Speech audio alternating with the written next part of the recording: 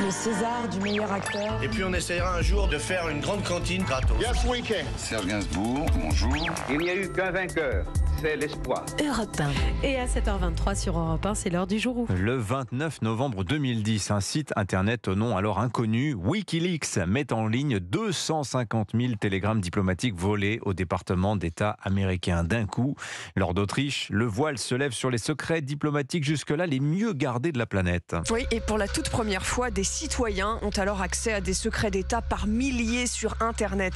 Le site Wikileaks a aussi transmis les documents à plusieurs journaux, le New York Times, le Guardian ou en France, Le Monde. La directrice de la rédaction, Sylvie Kaufmann, est sur Europe 1 le 29 novembre 2010. Ça recouvre le monde entier, donc nous nous sommes répartis la tâche. Pourquoi vous faites confiance à Wikileaks ? Nous n'allons pas comme ça à la pêche aux documents secrets des gouvernements du monde entier, mais à partir du moment où cette masse de documents était là, disponible, on ne pouvait pas faire autrement que de l'expertiser pour la porter à la connaissance du public. Derrière Wikileaks, qui a été créé en 2006, se trouve un homme, un hacker australien fasciné par la technologie qui va devenir la bête noire des États-Unis, Julian Assange. Il est arrêté une semaine plus tard à Londres, puis mis en résidence surveillée. Et au début du mois de janvier 2011, la journaliste d'Europe 1, Amandine Alexandre, rencontre Julian Assange. C'est un homme traqué qui sursaute au moindre bruit. On ne peut pas être heureux quand on est assigné à résidence.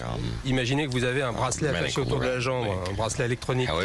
Cela dit, ça nous donne une tribune pour parler des problèmes que sont l'abus de pouvoir des gouvernements.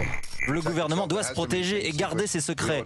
Nous le devons à tous ceux qui se battent pour nous sur le front. Les États-Unis cherchent désormais la taupe. Qui a fait fuiter les documents secrets auprès du site Wikileaks? Ce serait Bradley Manning, un ancien analyste du renseignement militaire de 23 ans qui a eu accès à des informations quand il était en Irak. C'est là qu'il va découvrir une impressionnante base de données sur un banal ordinateur de la base, avec des mots de passe faciles à trouver, dit-il.